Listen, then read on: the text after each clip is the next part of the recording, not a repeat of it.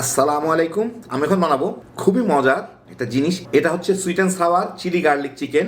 তৈরি করা খুবই সোজা, খাইতে দারুণ মজা। এটা স্ন্যাক্স হিসেবেও খাইতে পারেন, কিংবা ফ্রাইড রাইস কিংবা নর্মাল রাইসের সাথেও খাইতে পারেন। তো আসেন দেখি শুরু করা যাক। আমি এখানে আধা টেবিল চামচ কর্নফ্লাওয়ার নিয়ে তার মধ্যে অল্প একটু পানি মিশিয়ে রেখে দিব। এইটা আমার পরে কাজে লাগবে। আমি এখানে চিকেনের দুইটা ব্রেস্ট এরকম ছোট ছোট করে কেটে নিচ্ছি, ছোট ছোট টুকরা। তার সাথে আমি আমার স্বাদ মতো প্রায় আধা চা চামচ গোলমরিচের গুঁড়া দিলাম, স্বাদ মতো একটু লবণ, আধা চা চামচ আদা বাটা, প্রায় 1 চা চামচ রসুন বাটা। এগুলো একটু সরাই দিই। এর সাথে দিতে হবে একটা ডিমের সাদা অংশ। তো আমি একটা ডিম ভেঙে এর মধ্যে দেই। সাদা অংশটুকু নিচে পড়ে যাবে, উপরে কুসুমটা রয়ে যাবে। এগুলো একটু কেটে টেটে দেই। তবে নিয়ে নিলাম সাদা অংশটা।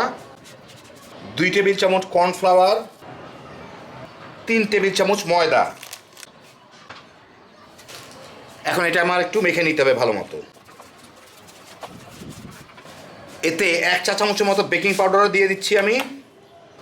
ময়দা বোধহয় কম হয়ে গেছে, আমি এখানে আরও 1 টেবিল চামচ দিয়ে দিচ্ছি। অল্প একটু পানিও লাগবে, দেখে মনে হচ্ছে একটু শুকনা শুকনা। এটা একটু ভিজা ভিজা একটা ব্যাটার হবে আর কি। আমি মাখায় দেখি। পরিমাণ মতো করে পানি দিতে হবে এটা, যাতে আপনারা দেখলেই বুঝতে পারবেন কীরকম হইলো।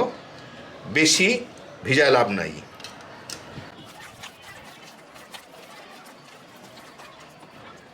এই চিকেনগুলোর গায়ে যাতে যথেষ্ট পরিমাণে লেগে থাকে। দেখি আমি আরেকটু ইয়ে করে দেখি। হ্যাঁ, এই চলবে আমার। এরকম পুরা চিকেনটা যাতে কোট হয়ে থাকে আর কি। এইখানে আমি আধা কাপ টমেটো ক্যাচাপ নিয়েছি, অথবা টমেটো সস। এটা ঘরে তৈরি করা, কেউ তৈরি করতে চাইলে দেখে নিতে পারেন, রেসিপির লিঙ্ক দেওয়া থাকবে। এর সাথে আমি আধা টেবিল চামচ সয়া সস দিব। তো লবণের জন্য যে যার পছন্দ মতো দিয়ে নিতে পারেন। প্রায় 1 চা চামচ চিনি। যারা চিনি খান না তারা শেষের দিকে অল্টারনেট সুগারটা দিয়ে নিন, এখন কিছু দিয়েন না। আর আধা টেবিল চামচ ভিনেগার। সয়া সসের চামচটাই দিলাম। এটাকে আমি একটু মিলিয়ে রেখে দিই। এইটাই হচ্ছে আমার সসটা। মোটামুটি মিলিয়ে গেল, বাকিটা রান্নার সময় ঠিক হয়ে যাবে।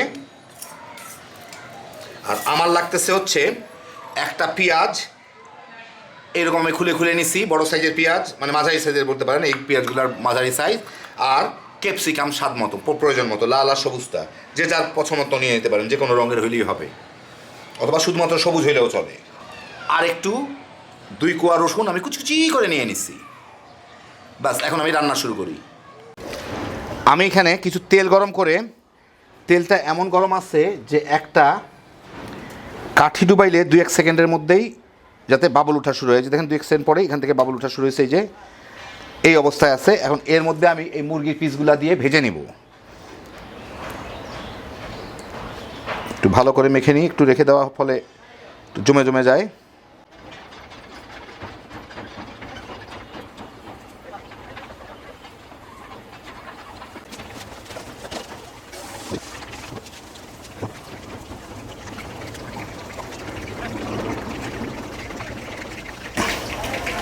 এই কয়টা পিসি আগে ভেজে নিই।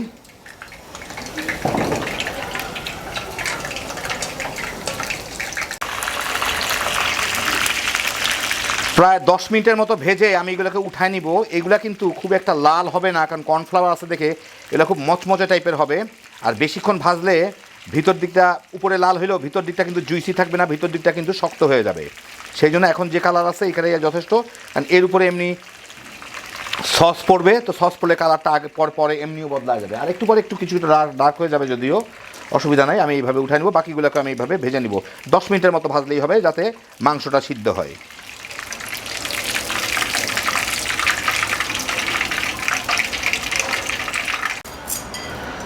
আমি এখানে একটা কড়াইয়ে অল্প একটু তেল দিছি, প্রায় 1-1.5 চা চামচের মতো। এর মধ্যে একটু রসুন কুচি দিব।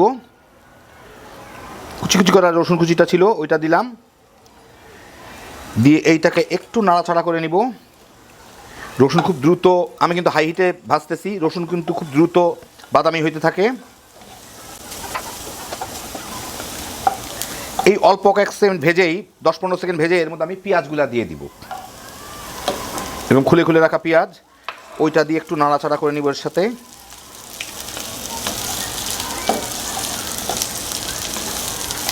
পেঁয়াজটা হালকা একটু রং বদল হওয়া পর্যন্ত,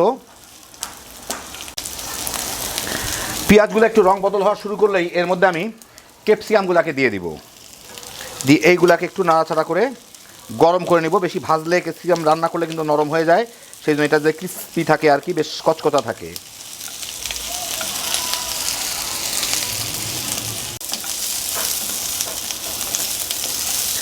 এই 1-1.5 মিনিটের মতো ভেজেই আমি এর মধ্যে এই সসটুকু দিয়ে দিব।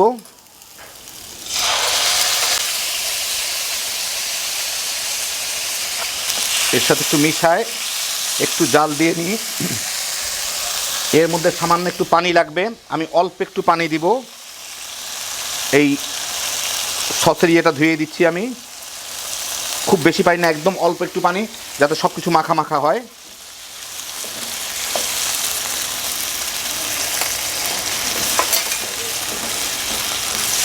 চিকেনগুলো যখন দিব তখন সসটা অ্যাবজর্ব করবে।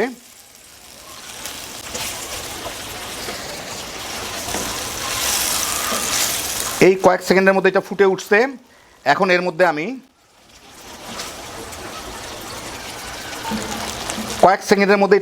এখন এর মধ্যে আমি ওই কর্নফ্লাওয়ার যে গুঁড়ে রাখলাম ওটুকু দিয়ে দিব, যাতে আর একটু ঘন হয়, বেশ আঠালো হয়ে যায়।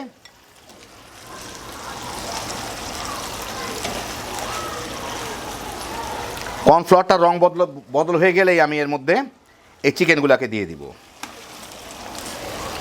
দিয়ে এটাকে আমার এখন ভালো করে খুব দ্রুত মেখে নিতে হবে, কারণ চিকেনের উপরের কোটিংটা এর এই ইয়েগুলোকে চুষবে, সব শুকনা শুকনা হয়ে যাবে, সবগুলো যাতে ভালো মতো মাখা হয়। এই জুসগুলোকে, এই রসগুলোকে চুষবে। যাদের ডায়াবেটিস কিংবা চিনি খান না, তারা এই পর্যায়ে আপনাদের অল্টারনেট সুইটনার যেটা ব্যবহার করেন সেটা এর সাথে মিশাই দিয়েন।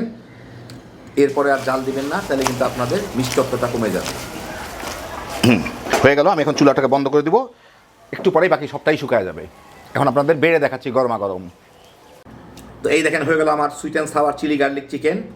গরমা গরম একটা প্লেটের মধ্যে ঢেলে দিচ্ছি। ঠান্ডা ঠান্ডা আবহাওয়ায় খাইতে দারুণ মজার একটা জিনিস, খুবই সহজে তৈরি করে ফেলতে পারবেন। যারা চিকেন পছন্দ করেন একটু ভ্যারিয়েশন, আর বিশেষ করে যারা গার্লিকের ফ্লেভারটা পছন্দ করেন, একবার বানায় দেখতে পারেন। হ্যাঁ, বিজোসের একটা আইটেম। এই ঠান্ডার সময়ে গরমা গরম ফ্রায়েড রাইস কিংবা সাদা ভাতের সাথে, অথবা বিকালের স্ন্যাক্স হিসাবে তামা করে খেয়ে ফেলাইতে পারবেন। আল্লাহ আপনাদের সবাইকে ভালো রাখুন, সুস্থ রাখুন, নিরাপদ রাখুন। ইনশাল্লাহ বেঁচে থাকলে আবার দেখা হবে। আল্লাহ হাফিজ।